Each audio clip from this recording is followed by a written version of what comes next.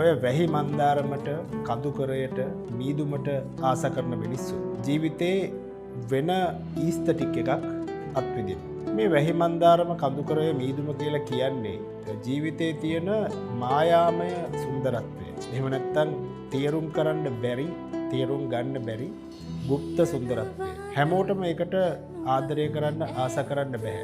හැබැයි ඒකට ආදරය කරන්න පුළුවන් මිනිස්සු ජීවිතයේ තියෙන වෙන සෞන්දර්ය කලාපයක් විවෘත කරගන්න.